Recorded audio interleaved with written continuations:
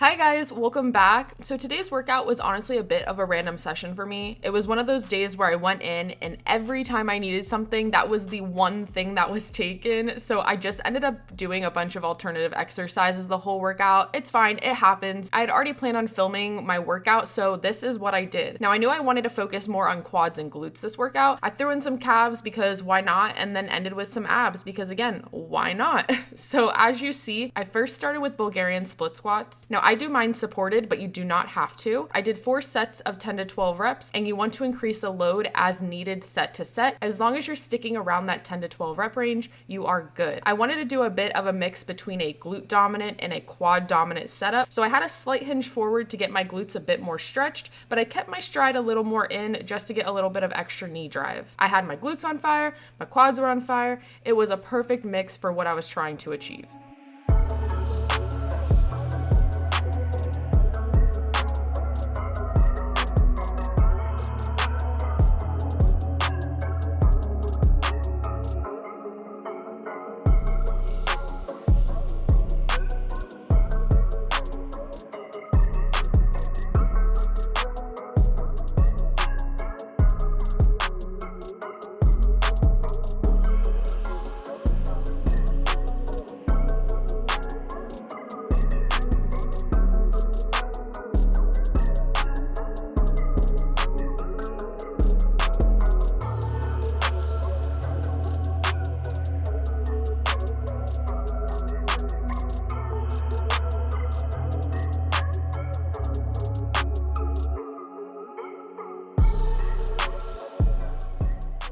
Alright, I then moved on to a cable goblet squat. I did elevate my heels slightly just to help with depth, but you don't have to do that. And I also used a V-bar attachment instead of a cable rope. So for the sake of my wrists when trying to get into position, I did just opt for higher reps instead of heavy loads here, which again was a nice mix-up. So when you do these, you want to have the weight held against your chest and be standing as close to that cable as possible so that when that weight is being pulled up, it's being pulled up more so vertically than at an angle, because that's what will cause you to pull forward, especially the heavier you go. And you want to mimic more so a front squat than you do a weight pulling against you and you're like trying to resist it back. You're doing 3 sets of 12 to 15 reps. And for a stance reference, I like to keep my stance wide enough for my arms to be able to travel freely between my legs as I go down so that I can hit my maximum depth without having to move my arms during the rep.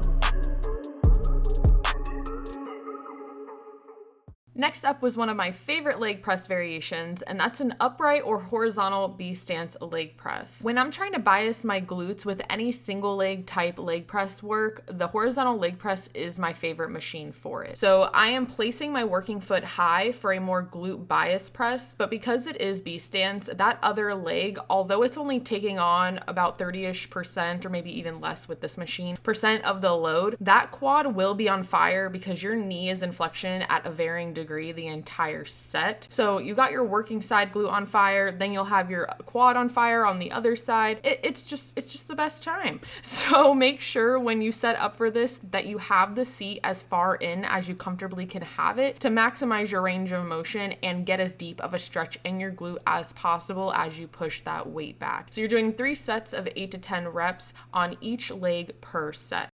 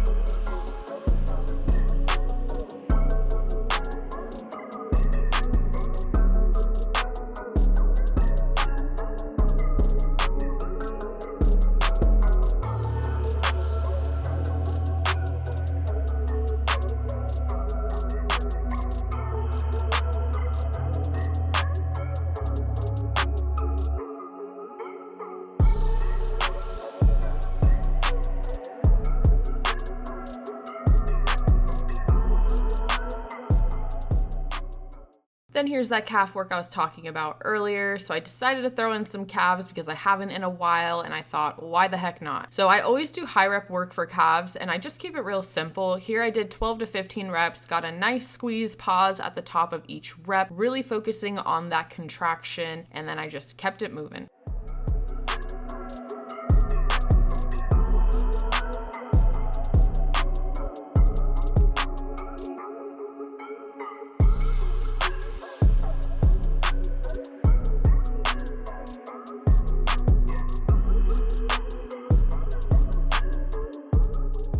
I then decided to do some abs while my man finished training because it was either that or cardio. So yeah, abs it was. If you're not new here, you've seen this superset several times. It's my go-to, my fail-proof, ultimate favorite abs superset that will demolish your abs and get the job done without having to do too much. I have done these for a long time, so my core and abs are very conditioned to this exercise, but everyone will vary. So I usually do 20 to 25 reps per set, but you can do 10 to 12 if you're newer to this or your abdominal strength isn't quite there yet.